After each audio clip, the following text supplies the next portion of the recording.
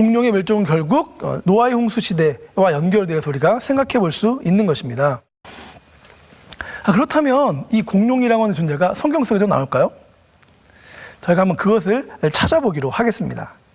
네, 욥기 40장 15절입니다. 제가 녹색 글씨만 한번 읽어보겠습니다. 그것이 꼬리치는 것은 백향목이 흔들리는 것 같고 그것은 하나님이 만드신 것 중에 으뜸이라. 이 욥기 40장에는 굉장히 기묘한 어떤 생물에 대한 설명이 쭉 나옵니다. 하나님께서 욥에게 당신께서 만드신 생물 중에서 으뜸인 어떤 생물에 대해서 설명하고 계시거든요. 사실은 이것이 무슨 단어인지 한번 살펴보고 싶은데, 꼬리치는 것이 백향목이 흔들리는 것 같고 하나님 만드신 것 중에 으뜸이라고 표현되어 있는 이 생물이 이전 성경에서는 하마라고 번역되어 있었는데요. 우리가 하마를 한번 살펴보겠습니다. 하마의 꼬리는 이렇습니다. 그런데 이게 백향목처럼 흔들리는 것 같다고 할 수 있을까요? 백향목을 또 한번 살펴봐야겠죠. 백향목은 이렇습니다. 30m쯤 되는. 자, 그러면 백향목이 흔들리는 것 같은 꼬리 어떻게 봐야 할까요? 적어도 이 정도는 돼야 될 것 같습니다. 사람, 코끼리 이런 거 보이시죠? 결국 이 욥기 40장에서 베헤못이라고 하는 이 짐승은 다른 역본들을 살펴보니 베헤못이라고 다 얘기하고 있는데요. 이 베헤못이라고 하는 생물체는 공룡과 매우 비슷한 모양을 가졌을 것으로 추측이 됩니다.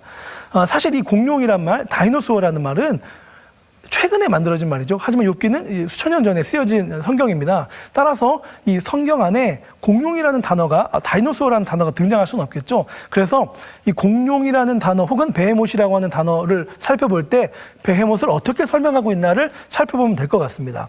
그래서 욥기 40장에 있는 베헤못에 대한 설명들을 좀 살펴보려고 그러는데요. 그것의 힘은 허리에 있고 그 뚝심은 배의 힘줄에 있고, 보시는 그림은 브라키오사우루스입니다. 그 넓적다리 힘줄을 서로 연합되었으며, 보시는 그림은 이구아노돈의 근육 상상도입니다. 그 뼈는 녹관 같고 그 뼈대는 쇠 막대기 같으니, 네, 공룡 넓적다리 화석이죠. 강물이 소용돌이 칠지라도 그것이 놀라지 않고 요단 강물이 쏟아져 그 입으로 들어가도 태어나니, 보시는 그림은 브라키오사우루스인데요. 브라키오사우루스는 머리 꼭대기에 콧구멍이 있어서 물에 잠기더라도 숨을 쉴 수 있었을 것이라고 지금 학자들은 생각하고 있습니다. 마지막으로 그것이 눈을 뜨고 있을 때 누가 능히 그것을 잡을 수 있겠으며 갈고리로 그것의 코를 꿰 수 있겠느냐. 여기까지 살펴보면 욥기 40장에서 이야기하고 있는 이 베헤못이 마치 브라키오사우루스처럼 보입니다. 사실 이 브라키오사우루스가 정확히 베헤못이다 라고 이야기할 수 없을 수 있습니다. 왜냐하면 당시에 살았던 많은 공룡 중에 어떤 공룡을 이야기하고 있는 것이거든요. 같은 말이라고 할 수 없으나 적어도 우리가 그 설명을 보면 브라키오사우루스와 매우 비슷하다라고 하는 사실을 알 수 있습니다. 욥기 41장을 또 한번 살펴보려고 하는데요. 리오야단 혹은 악어라고도 번역되어 있는 어떤 생명체가 있습니다.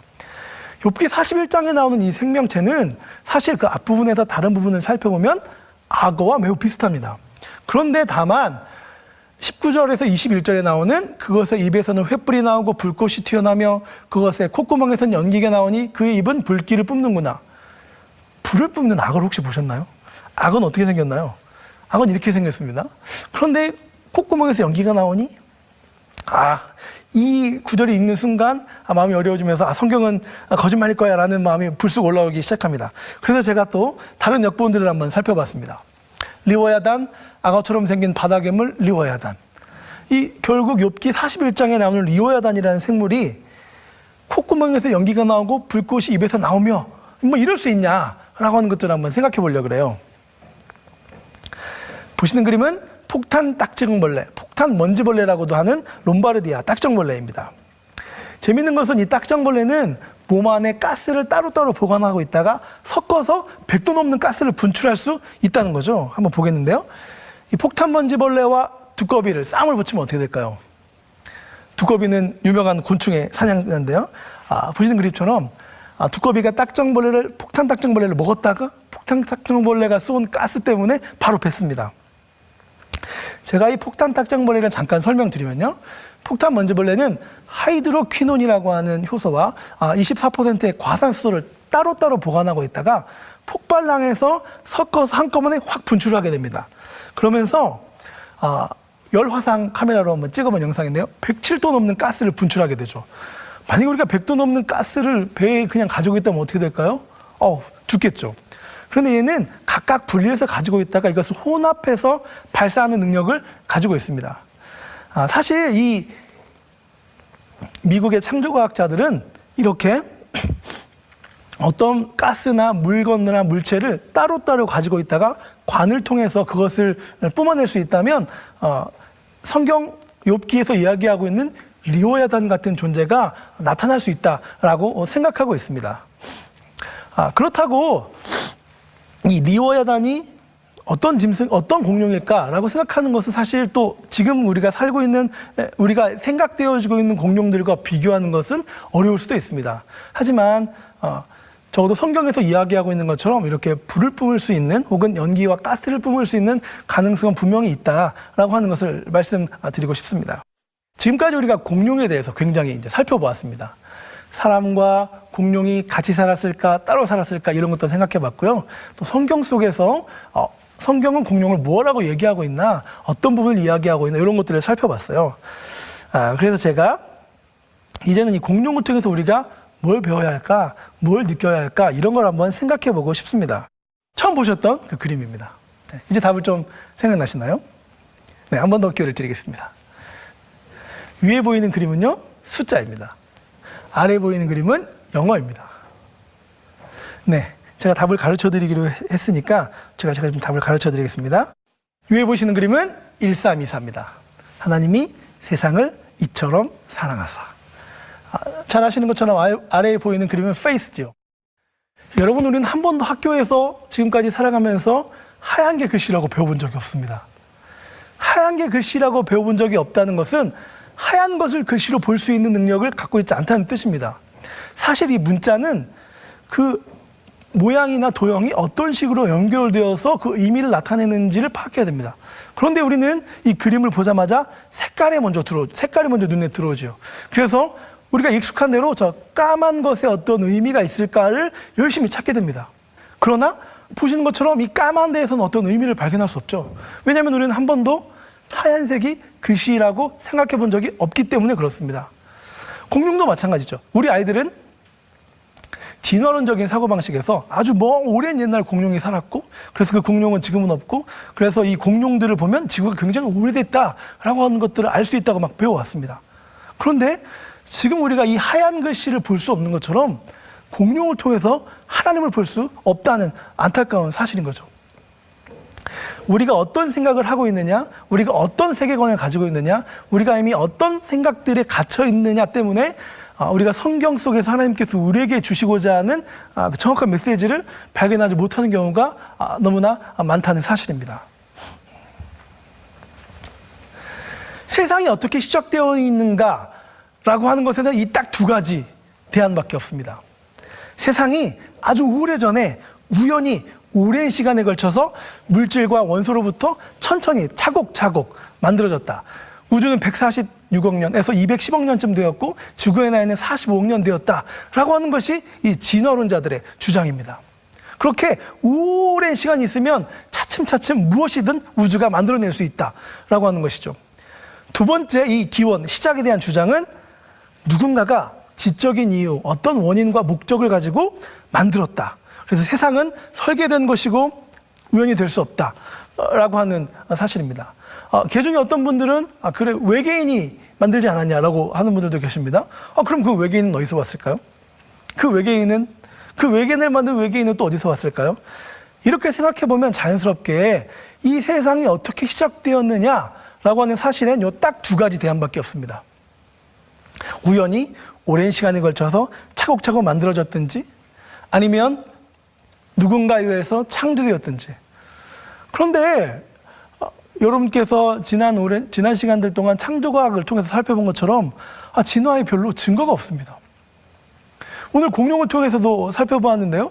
공룡을 진화론적인 측면에서 살펴보고 창조론적인 측면에서 살펴봤는데, 진화론적인 측면에서 공룡을 보려고 해도 별로 증거가 없습니다. 오히려 성경적인 관점으로 볼 때 공룡에 대한 설명이 훨씬 더 타당하다라고 하는 것을 볼 수가 있습니다. 그렇다면 하나님은 공룡을 왜 만드셨을까요? 하나님은 공룡을 왜 만드셨을까요? 굉장히 어려운 이야기입니다. 우리가 이런 생각을 해볼 때 굉장히 중요한 게 있습니다. 여러분, 우리는 사람이 만든 집에서 잠을 자고요, 사람이 만든 차를 타고 사람이 만든 건물인 학교나 직장으로 가게 됩니다. 그래서 하나님께서 이 세상을 얼마나 위대하게 만드셨는지 알기가 참 어렵습니다.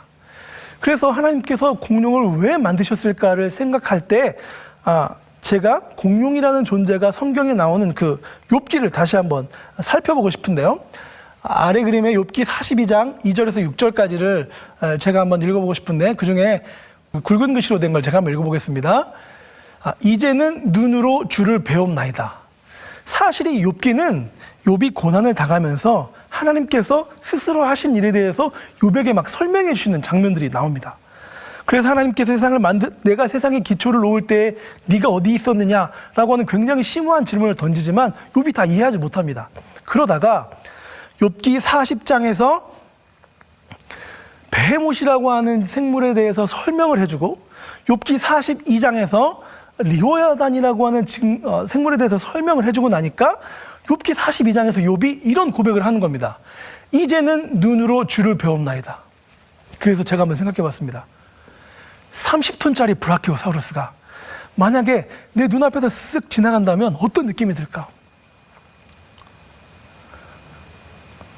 생각해 보실 수 있으시겠나요? 저는 그 생물이 만약에 제 눈앞에 지나간다면 하나님의 위대하심이 뼛속까지 느껴질 것만 같습니다.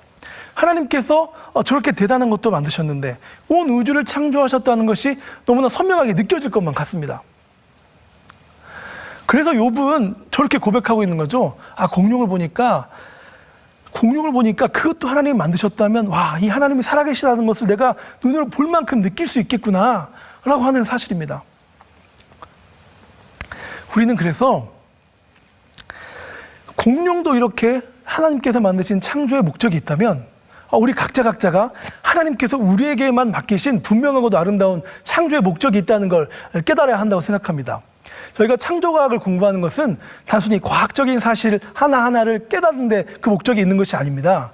물론 성경을 보니까 이 성경에서 설명하고 있는 것이 과학적으로 사실이야, 공룡이 사람과 함께 살았대 라고 하는 것을 아는 것도 매우 중요한 지식입니다. 그렇지만 창조가 사실이라면 그 창조의 목적이 있다는 것이 훨씬 더 중요한 사실입니다. 우리에게는, 여러분 한 사람 한 사람에게는 다른 누구도 감당할 수 없는 고유하고 아름다운 놀라운 창조의 목적이 있다는 사실입니다. 앞으로 계속 이 창조과학에 대해서 공부하시면서 그런 것들을 깊이 깨달아 가시는 여러분들이 되었으면 좋겠습니다. 제가 마지막으로 로마서 1장 20절을 한번 읽고 마쳤으면 좋겠습니다. 창세로부터 그의 보이지 아니하는 것들, 곧 그의 영원하신 능력과 신성이 그가 만드신 만물에 분명히 보여 알려졌나니 그러므로 그들이 핑계치 못할지니라. 우리 안에 있는 하나님의 능력과 신성을 회복하시는 여러분들이 되셨으면 좋겠습니다. 감사합니다.